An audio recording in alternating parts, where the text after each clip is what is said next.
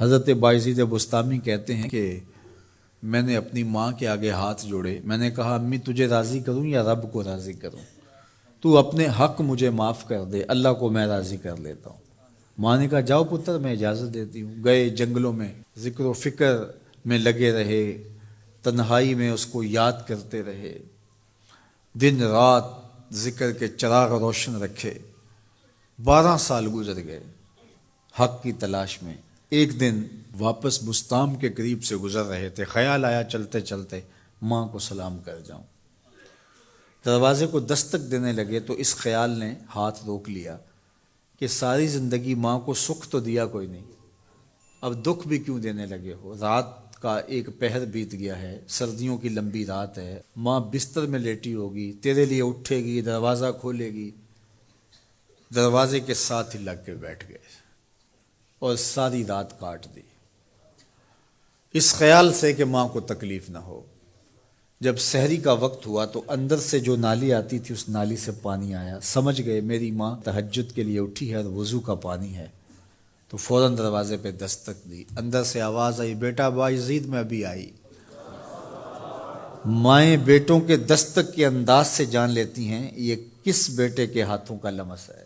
12 سال کے بعد آئے، دستک دی، کہا بیٹا بایزید میں ابھی آئی۔ ماں کی تو نگاہیں ہی دروازے پہ رہتی ہیں۔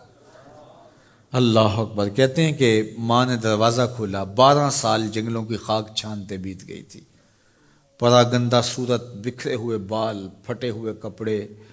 میری ماں کی جب نگاہ میرے پہ پڑی تو اس کی چشمان سے موٹے موٹے آنسو ٹپکنے لگے، اور اس نے ایسے ہاتھ پھیلا کے کہا مالک میرا بیٹا بایزید تیری طلب میں نکلا تھا، تو نے ابھی تک اسے اپنا قرب نہیں دیا۔ حضرت بایزید بستامی کہتے ہیں 12 سال کی ریاستوں سے جو کچھ نہیں ملا تھا ماں کے اٹھے ہوئے ہاتھوں سے مل گیا۔ میں نے کہا مالک میں تجھے کہاں ڈھونڈ رہا ہوں، تو کہاں موجود ہے؟ تو ماں باپ کی رضا اللہ کی رضا کا دروازہ کھولتی ہے۔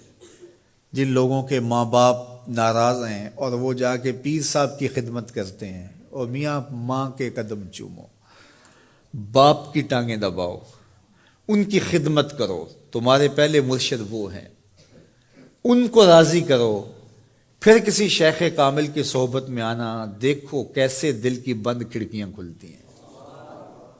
ایک مرشد تو ناراض کر رہا ہے اور دوسرے مرشد سے تمہیں کیا ملے گا؟ تو راستہ یہیں سے کھلے گا۔ والدین کو کبھی ناراض نہ کرو، والدین کو کبھی دکھ نہ دو، والدین کو کبھی تکلیف نہ پہنچاؤ، اور والدین کو بھی چاہیے کہ اپنی اولاد کو اپنا نافرمان نہ بنائے۔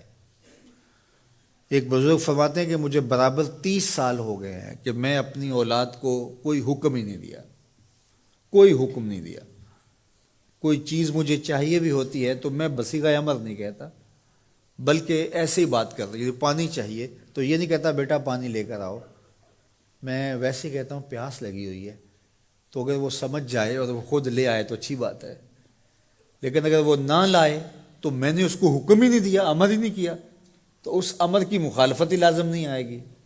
تو کہا 30 سال برابر گزر گئے ہیں، میں نے اپنی اولاد کو حکم نہیں دیا کہ کہیں وہ میری نافرمان نہ ہو جائے، چونکہ اگر وہ نافرمان ہو گئی پلے کچھ نہیں رہے گا۔ جو اولاد ماں باپ کی نافرمان ہوتی ہے وہ ہوا میں بھی اڑیں، وہ چرخ پہ بھی جھولیں، وہ زمین پہ گرنے والی ہوتی ہیں، کبھی کامیاب نہیں ہو سکتی وہ اولادیں جو ماں باپ کی گستاخ، بے ادب اور نافرمان ہوتی ہیں۔ وہی اولادیں سرخرو، کامیاب اور کامگار اور بامراد ہوتی ہیں جو ماں باپ کی خدمت کرتی ہیں، ماں باپ کی دعائیں لیتی ہیں۔ وہ ایک بچہ ماں باپ کے پاؤں دبا رہا تھا، تو ایک بچہ ایک بر اعظم میں، دوسرا دوسرے بر اعظم میں، تیسرا تیسرے بر اعظم میں بڑے بڑے کاروبار کر رہا تھا۔